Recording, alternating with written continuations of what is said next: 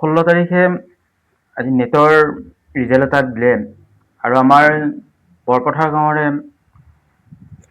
মুস্তাফিজুৰ ৰহমানে এটা ৰিজাল্ট কৰিলে আমাৰ ভাল লাগিল আৰু তেওঁৰ বিষয়ে কিছু আমি জানিব আহিছোঁ। তোমাৰ আব্বাই কি কাম কৰে? মোৰ আব্বাইতো দিন হাজিৰা কৰি ঘৰ চলাই বাৰু। তোমাৰ আব্বা আম্মাটো বৰ্তমান আছে? আছে। ভাই ভনী? ভাই ভনী মোৰ বাইদেউ এজনী আছে। বিয়া দিয়া গৈছে ন?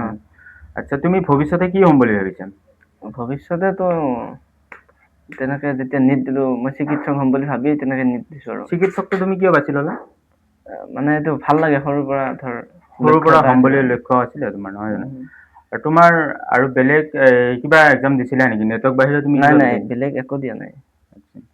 তোমাৰ আম্মা আব্বাহঁতৰ তোমাৰ এই নেটৰ যিটো মেডিকেল লাইনত তোমাৰ পঢ়াম বুলি ভাবিলে, মেডিকেল লাইনত তোমাৰ আব্বা আম্মাহঁত সুখী? আছে, সুখী আছে।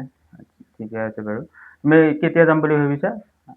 এইটো এতিয়া কাউন্সিলিঙৰ পিছত গম পোৱা যাব, কোন মেডিকেলত দিয়ে চিট। ঠিকে আছে বাৰু। আৰু তুমি স্কুল হিচাপত ক'ত পঢ়িছিলা? LPত ক'ত পঢ়িছিলা?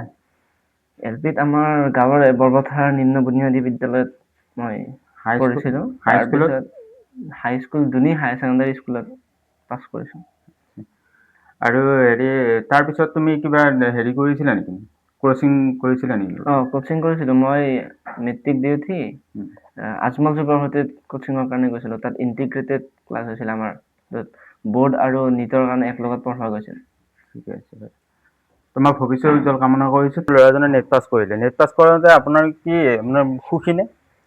সেইটোতো হয়ে, সুখী, অত্যন্ত সুখী বাৰু। এনেকুৱা সৰ্বভাৰতীয় নিট পৰীক্ষাত এনেদৰে উত্তীৰ্ণ হ'বলৈ সক্ষম হোৱাত আমি সকলোৱে ওচৰ চুবুৰীয়া বা গাঁও অঞ্চলৰ সকলোখিনিয়ে আনন্দিত উৎফুল্লিত হৈ পৰিছে। ময়ো সুখী লগতে। আপোনাৰ এনেই ল'ৰাজনক আপুনি কি পঢ়াম বুলি ভাবিছিলে? সৰুৰ পৰা আপুনি কিবা সেনেকুৱা উদ্দেশ্য আছিল নেকি? সৰুৰ পৰা মোৰ উদ্দেশ্য এটাই আছিল, মই এজন ভাল শিক্ষিত ব্যক্তি বা ডক্তৰ বা ইঞ্জিনিয়াৰ এইটো বুলি মই কোনো এটা লোৱা নাছিলোঁ, প্ৰথমতে পদক্ষেপ লোৱা নাছিলোঁ। পিছত যেতিয়া যি হ'ব, মই মাত্ৰ এজন মানুহ হ'ব লাগে, এজন ভাল মানুহ হ'ব, যাতে সমাজত এজন হিচাপত পৰা মানুহ হ'ব বিচাৰিছিলোঁ আৰু।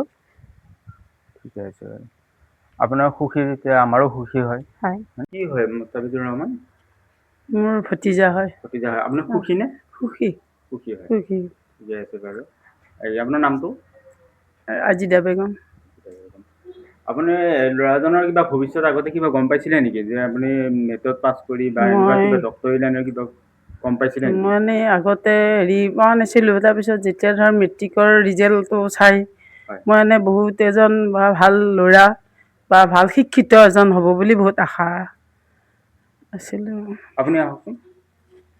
আপুনি এনেকুৱা ভাল শিক্ষিত ল'ৰা হোৱাৰ কাৰণে আমি বহুত সুখী। ঠিকে আছে বাৰু। এইখনে হৈছে মুস্তাফিজুৰ ৰহমানৰ ঘৰ আৰু অতি দৰিদ্ৰ পৰিয়ালৰ লোক।